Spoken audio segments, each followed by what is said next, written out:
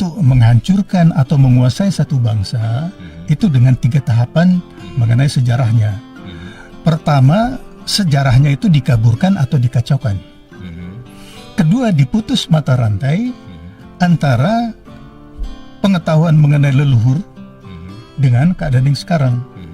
Dan yang ketiga, langkah ketiga adalah ditulis, dikarang atau dipalsukan sejarah baru.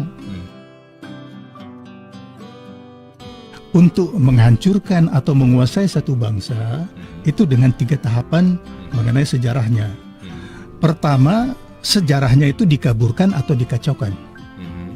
Kedua, diputus mata rantai antara pengetahuan mengenai leluhur dengan keadaan yang sekarang. Dan yang ketiga, langkah ketiga adalah ditulis, dikarang atau dipalsukan sejarah baru. Nah, ini yang sekarang banyak sekali beredar. Selain diplesetkan, salah, di buku-buku sekolah juga banyak salah, bahkan di buku pedoman yang dikeluarkan oleh Kemendiknas tahun 2017 juga banyak yang salah dan banyak yang dipalsukan, yang beredar di masyarakat dipalsukan. Nah, jadi saya tidak mengatakan bahwa ini dipalsukan, karena dia mengutip dari satu sumber, hanya dia menyimpulkan kesimpulannya dia. Karena memang menurut Profesor Taufik Abdullah, penelitian dan penulisan sejarah itu adalah interpretasi, tafsir dari sudut pandang peneliti atau penulis. Ya, tentu berbeda-beda. Kita bisa membaca buku yang sama, ada 5 orang membaca buku yang sama, tapi bisa ada 5 kesimpulan. Sering terjadi kan, banyak sekali peristiwa-peristiwa. Nah, jadi menurut pendapat saya, sumbernya ini sangat lemah, ya, karena tidak ada yang pernah melihat sumber aslinya dokumen bahasa Cina.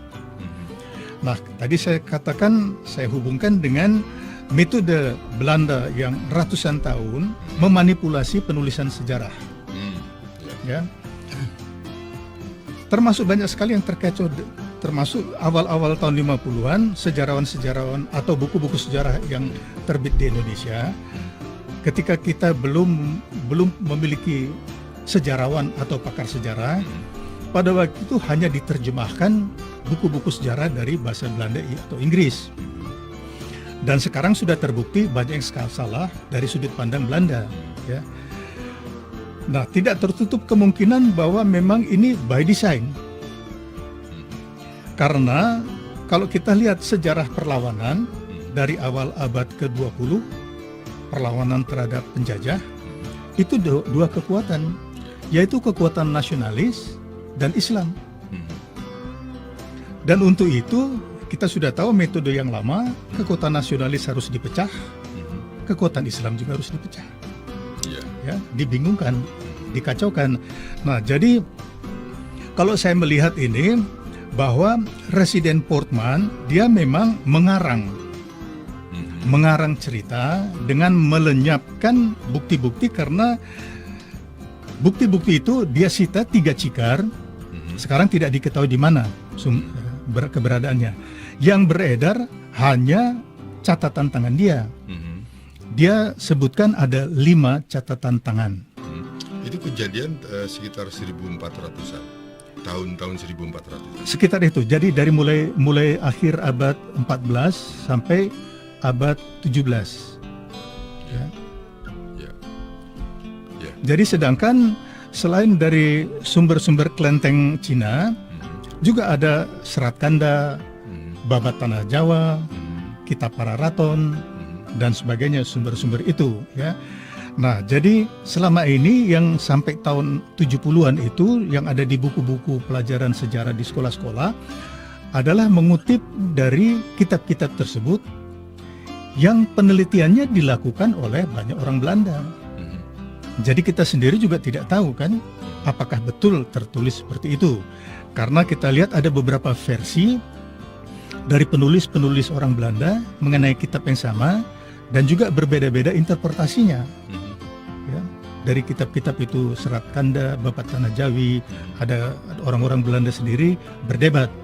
Ya. Nah, jadi kalau kita lihat sekarang ini dikatakan MOP mendapat mendapat catatan tangan yang dikutip dari bukunya Portman. Apakah satu-satunya yang mendapat catatan tangan? Kan kemungkinan tidak. Karena begitu banyak yang membaca kan, ya. Nah, tadi disebutkan bahwa itu hanya boleh dibaca di kantor. Kok bisa beredar di luar? Ya. Nah, jadi kalau sekarang misalnya kita secara psikologis saja, misalnya saya sampaikan ke Kang Karna, Kang, ini adalah ada info nih, tapi rahasia ya, jangan disebarluaskan. Kan penasaran, ya. Biar bagaimana kan cepat atau lambat, ya, misalnya kayak ini SMR meninggalkan mewariskan catatan tangan, dan itu yang diterbitkan oleh MOP. Nah, saya pribadi mengatakan saya berterima kasih dengan MOP yang sudah menerbitkan. Juga kepada putranya, teman saya, teman baik, ya, Dorpi Perlindungan, yang juga bersedia menerbitkan. Sekarang kita bisa membahas, ini loh sumbernya. Kalau tidak diterbitkan, yang beredar di masyarakat kan kita tidak tahu dari mana sumbernya. Sekarang dengan begini, ada sumber yang bisa kita bahas, kita teliti kebenarannya. Nah, jadi kalau dikatakan bahwa Residen Portman waktu itu membuat catatan tangan yang hanya boleh dibaca di kantor, tapi ternyata beredar di masyarakat. Nah, jadi sekarang begini, siapa yang berkepentingan? Ya, tentu pejabat Belanda dan Cina. Karena dengan demikian kan disebarkan di kalangan Cina, ini loh sebenarnya 5 wali songo, saya baru dengar tadi, ternyata katanya 8. Tapi saya berpegang pada ini saja yang saya ketahui, yang lain saya tidak ketahui. Disebarkan di kalangan Cina. Tahu nggak kalian bahwa sebenarnya 5 wali songo itu orang Cina? Ya, tentu kan tersebar kemana-mana. Sebab dibilang, sumbernya itu kepala dari dinas intelijen. Ya. Nah, begitu juga sekarang di kalangan Islam, metode yang sama. Ya.